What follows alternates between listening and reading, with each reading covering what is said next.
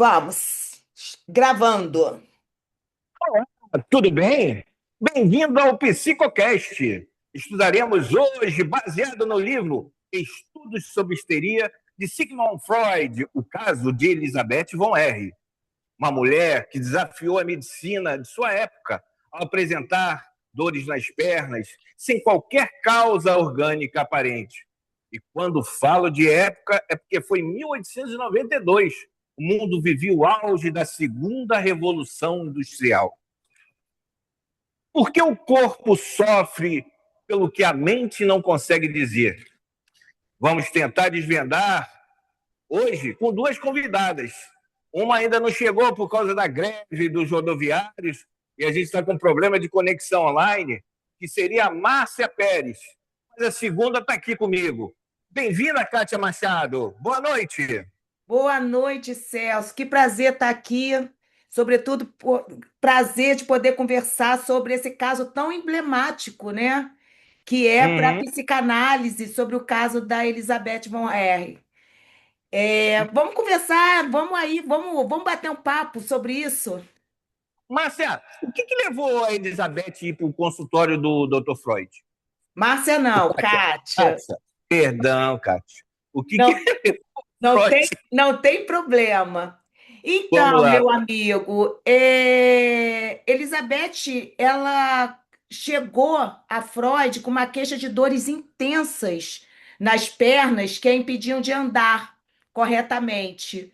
E na época, né, os médicos a diagnosticaram com histeria. Era muito comum ter esses episódios e estar associado ao que eles chamavam na época de histeria.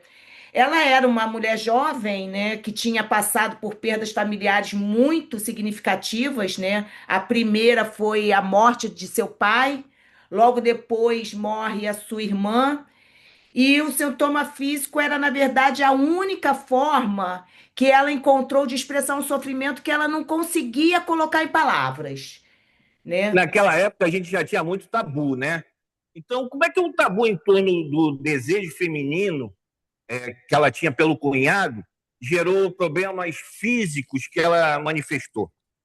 Sim, a gente tem essa situação, né? A irmã morre e ela se apaixona, né, pelo cunhado, mas carrega aquela culpa muito grande por essa paixão, mesmo a irmã já morta, como assim, né, se apaixonar pelo marido de sua irmã, de sua amada irmã.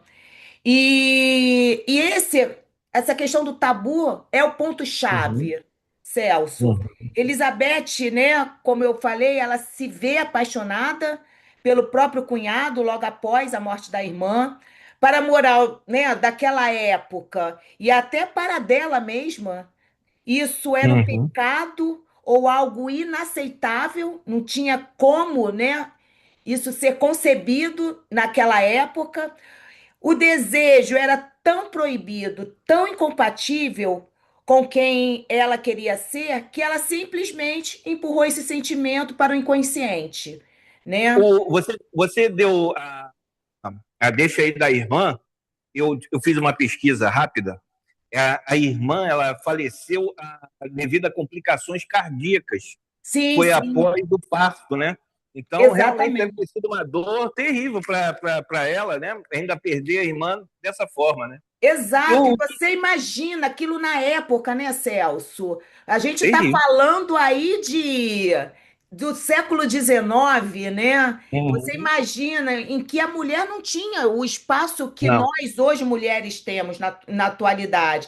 Então imagina ela, né, se ver envolvida, né, emocionalmente com o marido da sua irmã que acabara de morrer numa situação tão, né, tão Você, co- drástica. você colocou que o sintoma é um impedimento de caminhar fisicamente, né? Pode se enquadrar o aspecto da bela indiferença? Sim, sim. Você podia falar um pouquinho sobre ele? Muito bem colocado, Celso, é isso mesmo. Né? A bela indiferença é algo que intriga qualquer estudante de psicologia. É como que eu posso explicar? É quando o paciente apresenta um sintoma físico, né, grave, que deveria causar desespero, mas ele fala disso com uma calma, sabe? Quase um distanciamento. E com Elizabeth não era bem uma indiferença total.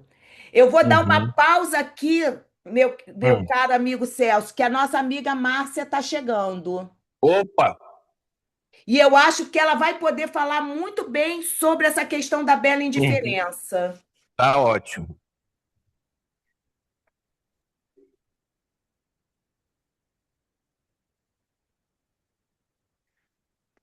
Alô, Márcia? Aí, nossa amiga chegou. Celso, você pode apresentá-la? Márcia Pérez, conseguiu chegar, Márcia Pérez? Márcia está sem áudio, Márcia. Eu não estou conseguindo vê-la, não. Se está aparecendo para você, ótimo. Tá aparecendo para mim, Celso. Para mim, não. Mas aí não tem problema. A Márcia só está sem áudio, só tem que colocar o áudio para gente. Oi, Agora foi, Márcia. Oi, Márcia, tudo bem? tudo Márcia, bem? eu sei que você atrasou aí por causa da greve dos ônibus, e eu Sim, comecei um pouquinho já adiantando com a Kátia. tá. Então, eu estava na questão, agora, para ela me explicar, sobre o aspecto da bela indiferença. Eu Uhum. perguntei se ocorre nesse caso do Freud, e se podia falar um pouquinho sobre a bela indiferença. Posso falar? Pode, Márcia, é com Deve? você. Então tá. Esse é um fenômeno, né? O fenômeno da bela indiferença, ele não foi criado especificamente para o caso da Elizabeth, tá? Mas ele tem um vínculo muito forte com a histeria. Como é que ele funciona? Como é que funciona esse fenômeno? O paciente, na verdade, ele cria uma falsa, falta de preocupação, uma certa apatia, uma indiferença em relação aos seus problemas físicos, fisiológicos. Isso acaba sendo um mecanismo de defesa. Por quê? Porque é mais doloroso ele pensar no problema real que causou, né,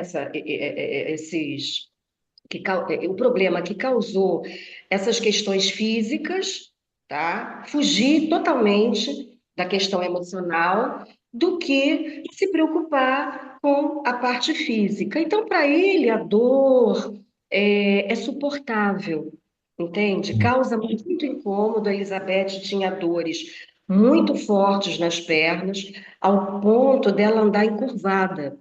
Não sei se Uhum, Kátia, né, porque eu cheguei Sim. atrasada, uhum, Kátia falar sobre isso, que andava encurvada.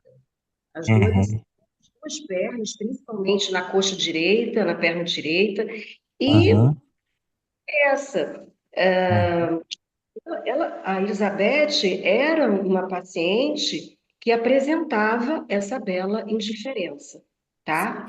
É como se fosse, Márcia, talvez a gente poderia dizer que é como se fosse um convidado que chega e a gente não sabe de onde veio esse convidado, né? Veja bem, teve algum tipo de divisão, tipo de estágio dessa doença da Elizabeth? Sim, você fala o quê? Os dois momentos em que Isso, ela apresentou as dores de uma forma mais significativa? isso. Sim, foi a questão do pai, né? O adoecimento do pai dela. As dores começaram neste momento. Tem até um episódio curioso que ela uma vez saiu, né, para namorar, e aí o pai dela passou mal e ela, quando chegou, se sentiu um pouco culpada, porque ela não estava ali na hora presente, quando ele passou mal. Uhum, E a paixão dela, né, pelo cunhado, esse amor proibido, esse amor é, vetado, né, por ela mesma e pela sociedade. Então, teve o momento da morte da irmã. Além da questão do segundo estágio, digamos assim, uhum, foi a morte da irmã, porque uhum, um conflito muito grande para ela. Ela dizia assim: Uhum. puxa, irmã morreu, meu cunhado está livre, eu posso ficar com ele, mas não é correto, não é certo, né, está errado. Então, além do que a própria sociedade da época iria falar, ela tinha esse alto crivo, né, como é que se diz? Esse conflito moral mesmo. Uhum.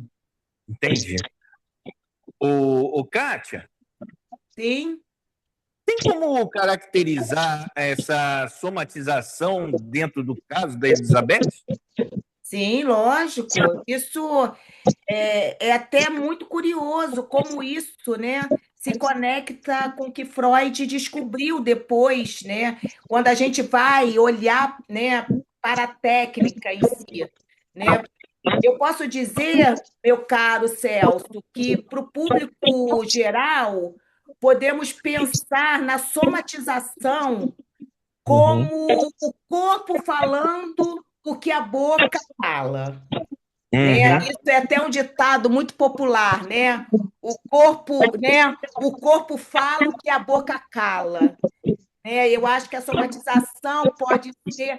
Márcia, eu posso pedir? Eu vou fechar o seu áudio rapidinho. Eu estou controlando aqui, porque está dando, Microfonia.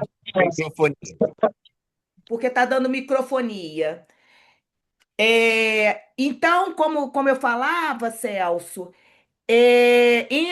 no caso da Elizabeth, a gente vai ver o que a gente chama de conversão, né? É o conflito psíquico que é insuportável para a consciência, ele é convertido em um sintoma físico, né? Então, é isso que se dá, esse que é o processo da somatização.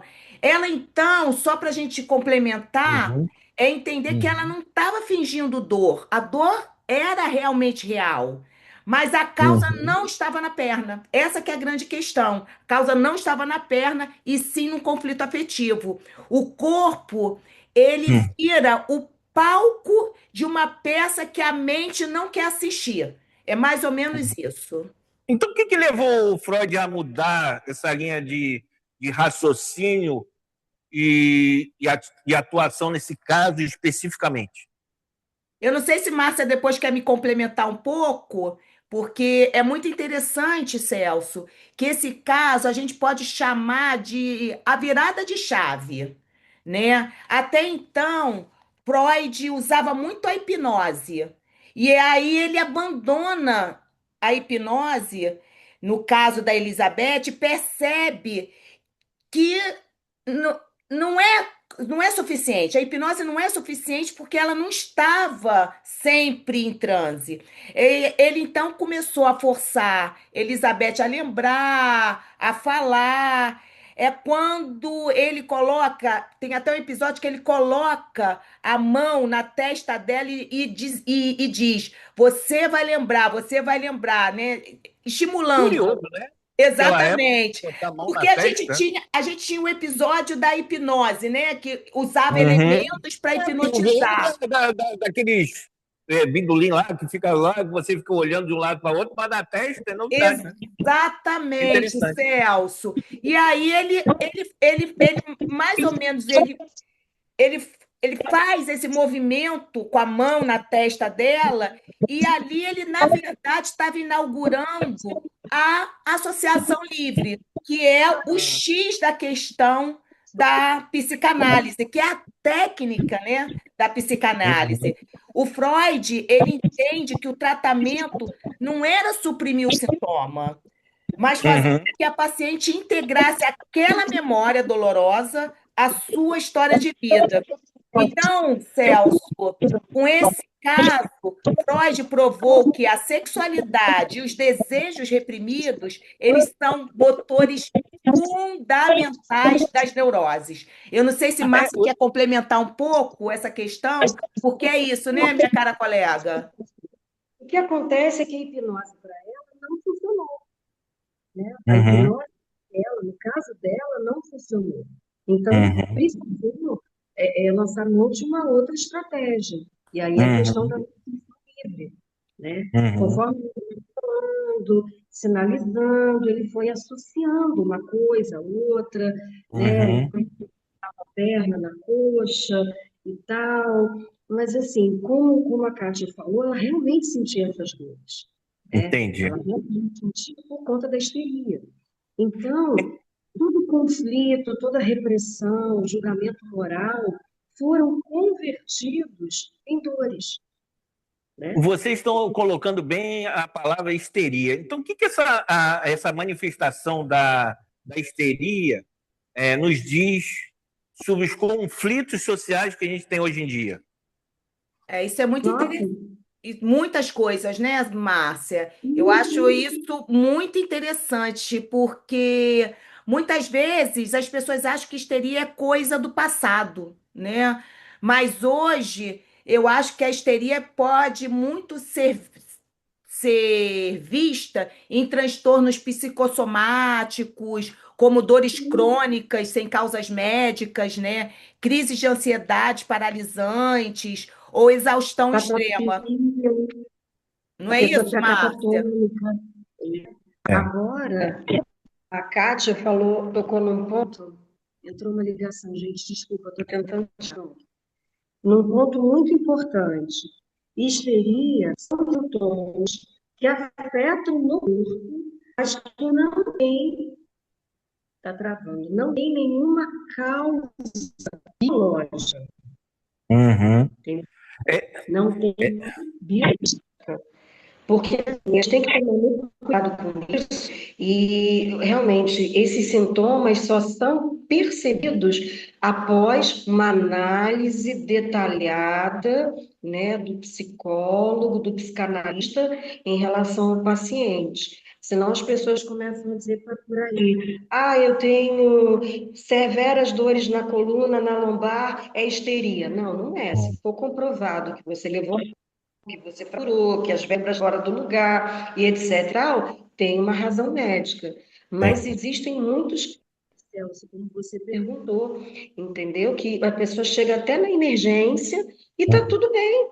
Faz Uhum. uma baixa de exames de sistema fisiológico, mas Uhum. se ela sente tudo aquilo vendo, falta de ar, enfim. Olha, Eu desde já eu quero acho, agradecer. desculpa, Celso, Ah, só para sim. complementar, eu Ah. acho que hoje a histeria ela pode ser comparada a um grito do indivíduo contra essa pressão, sabe? Essa Uhum. pressão de sermos perfeitos, de sermos produtivos.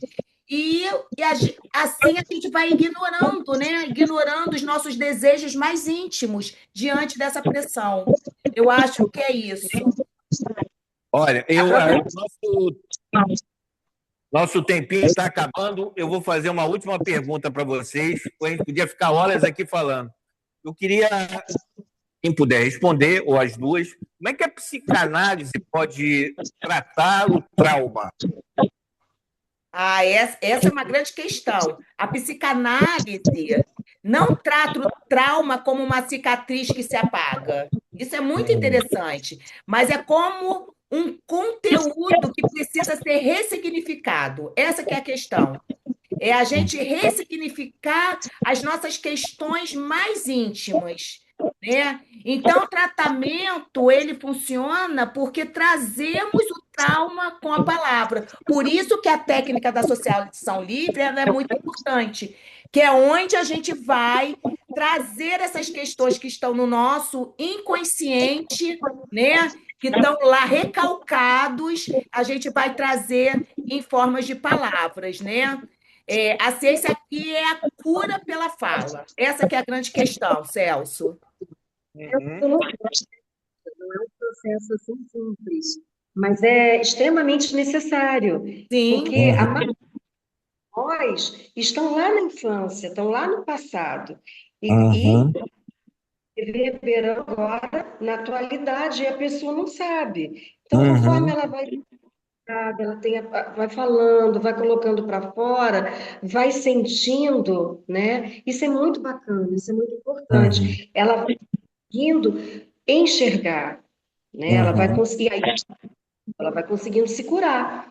Uhum. E o Olha, eu quero agradecer psicanalista, aqui ele se hoje. torna um mediador desse processo, né, Celso? Essa que é a grande sacada, né? Eu acho que a grande descoberta Uhum. de Freud foi isso, entender que o médico não está ali para o médico ou o psicólogo, né? Não está ali para dar ordens, né? Ele apenas é um mediador que ajuda o sujeito a construir a sua própria narrativa. E é uma pena que a gente, hoje em dia, nesse século, a gente venha ouvir ainda que não é maluco para ficar sendo tratado, né? Eu quero Exatamente, meu agradecer caro. os dois. Márcia, muito obrigado pelo seu esforço, por essa greve dos ônibus que está tendo aí no Rio de Janeiro. Márcia Pérez, Kátia Machado, muito obrigado. Até uma próxima. Eu que agradeço pelo Psicocast. convite, Celso. Um Um grande abraço para abraço, todos. Márcia. Outro. Muito obrigado. Tchau.